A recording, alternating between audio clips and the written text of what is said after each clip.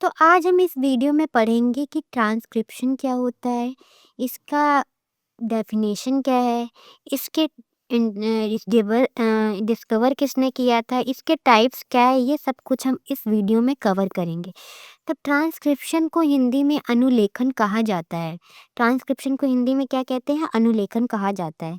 तो डीएनए से आरएनए बनने की प्रक्रिया को ट्रांसक्रिप्शन कहा जाता है। यह सेलुलर बायोलॉजी का एक बहुत ही महत्वपूर्ण हिस्सा होता है, क्योंकि इसके बिना हमारे डीएनए में मौजूद जानकारी प्रोटीन में नहीं बदल सकती। इस वजह से ट्रांसक्रिप्शन बहुत ही इम्पोर्टेंट होता है हमारे डीएनए में प्रोटीन को बदलने के लिए। इस वजह से यहाँ ट्रांसक्रिप्शन किया जाता है।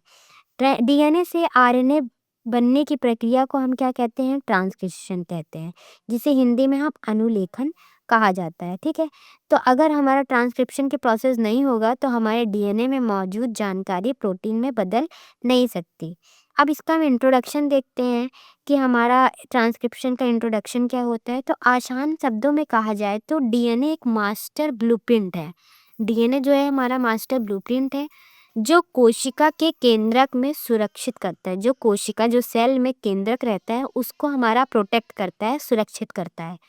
प्रोटीन बनने के लिए इस जानकारी को केंद्रक से बाहर साइटोप्लाज्म में भेजना पड़ता है। ठीक है, प्रोटीन बनाने के लिए इस जानकारी को केंद्रक के बाहर साइटोप्लाज्म में भेजना पड़ता है। क्योंकि डीएनए खुद बाहर नहीं जा सकता, इसलिए वह अपनी जानकारी को एक मैसेंजर, संदेशवाहक के रूप में कॉपी करता है, जिसे एमआरएनए कहते हैं, जिसे मैसेंजर आरएनए कहा जाता है। आरएनए से डीएनए की खोज का श्रेय, तो हम आपको बता चुके हैं इंट्रोडक्शन में कि हमारा जो डीएनए रहता है वो क्या है?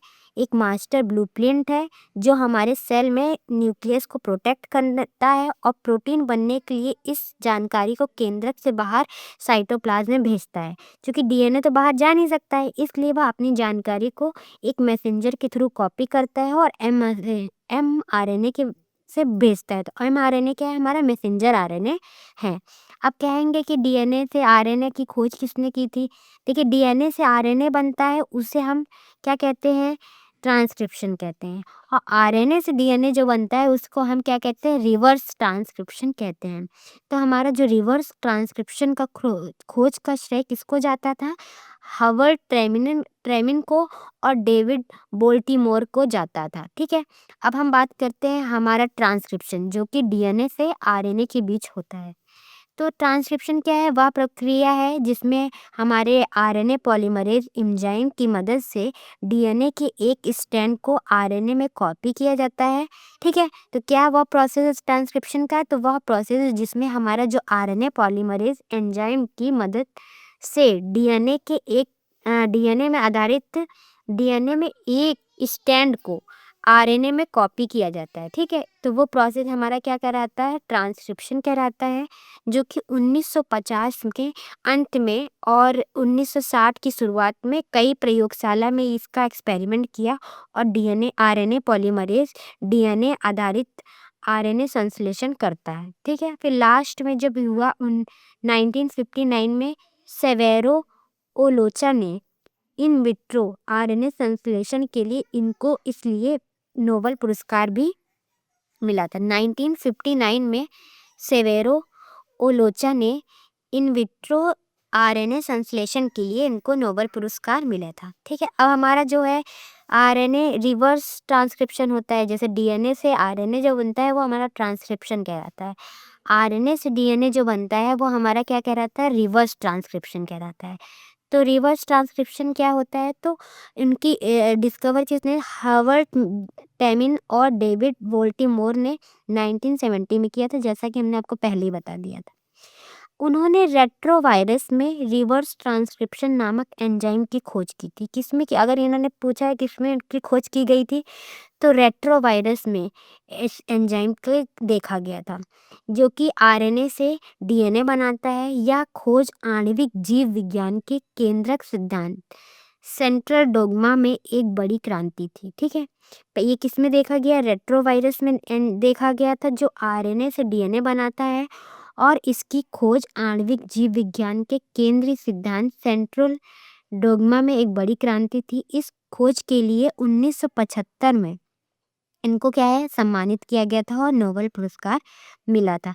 अब हम इसके स्ट्रक्चर की बात करते हैं। ये देखिए डीएनए है, DNA polymerase 3' to 5' m messenger RNA this process of copy a segment of DNA into RNA. तो हमारा ये प्रोसेस क्या कहलाता है, डीएनए से आरएनए बनने का ट्रांसक्रिप्शन कहलाता है। ठीक है, अब हम इसके बाद जो है पढ़ेंगे कि हमारे जो ट्रांसक्रिप्शन के स्टेप्स क्या होते हैं, ये सब कुछ हम दूसरे पढ़ते हैं। तो पहले हम इसके स्टेजेस जानने से पहले हम इसके कंपोनेंट्स को देखेंगे कि हमारे ट्रांसक्रिप्शन में मेन क्या क्या कंपोनेंट्स होते हैं। ठीक है, तो हमारे की कंपोनेंट्स मुख्य घटक क्या है, डीएनए टेम्पलेट्स होते हैं, आरएनए पॉलीमरेज होते हैं और प्रमोटर और न्यूक्लियोटाइड प्रेजेंट होते हैं। तो हमारे कौन कौन से मेन कंपोनेंट हो गया, डीएनए टेम्पलेट्स हो गया, आरएनए पॉलीमरेज हो गया, प्रमोटर्स हो गया और न्यूक्लियोटाइड हो गया। डीएनए टेम्पलेट्स वह डीएनए स्ट्रैंड जिसे कॉपी किया जाता है वो हमारे क्या हुए, डीएनए टेम्पलेट्स हो गए। या और आरएनए पॉलीमरेज क्या है, या मुख्य एंजाइम है जो आरएनए की चेन बनाता है। जो आरएनए की चेन बनाता है वो हमारे आरएनए पॉलीमरेज कहलाते हैं, ये मुख्य एंजाइम है। ठीक है, प्रमोटर्स क्या होते हैं, तो डीएनए पर वह जगह जहाँ से प्रक्रिया शुरू होती है उसे हम क्या कहते हैं, प्रमोटर। जहाँ से इनिशियल पॉइंट रहता है उसे हम क्या कहते हैं, प्रमोटर कहते हैं। न्यूक्लियोटाइड्स तो आपको पता ही है कि आरएनए बनने के लिए इस्तेमाल होने वाले कच्चे माल जैसे होते एडनिन हो गया, यूरेसिल हो गया, ग्वानिन हो गया और साइटोसिन हो गया, ये हमारे कौन से हैं, न्यूक्लियोटाइड्स हैं। ठीक है, अब हम स्टेजेस की बात करते हैं। हमारे ट्रांसक्रिप्शन के जो स्टेज होते हैं वो 3 स्टेजेस होते हैं।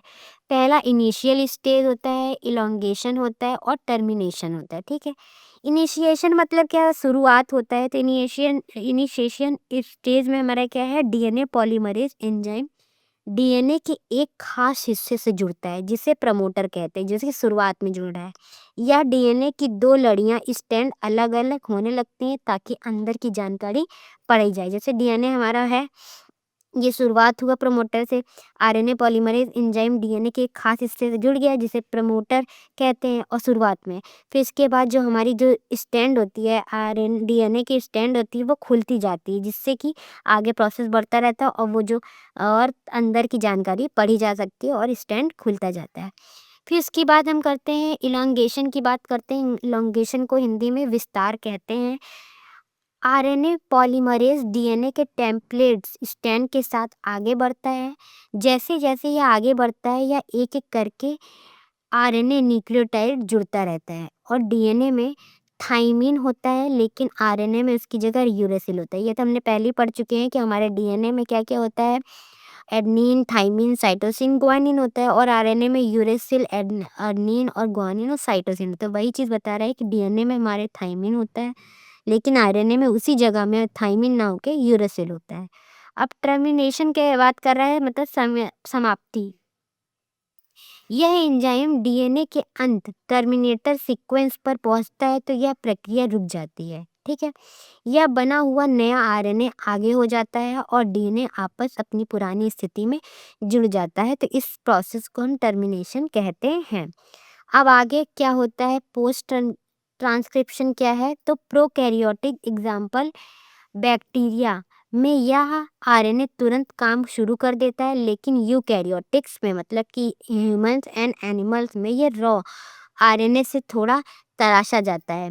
इसे सिपलिंग कहते हैं और फिर यह डीएनए और यह केंद्रक के बाहर निकल कर प्रोटीन सिंथेसिस करता है जिसे हम ट्रांसलेशन कहते हैं। तो जो ट्रांसलेशन का प्रोसेस है, प्रोटीन सिंथेसिस का प्रोसेस है, वो हम नेक्स्ट वीडियो में कवर करेंगे। तो आगे वाले वीडियोस में हम ट्रांसलेशन पढ़ेंगे, प्रोटीन निर्माण कैसे होता है।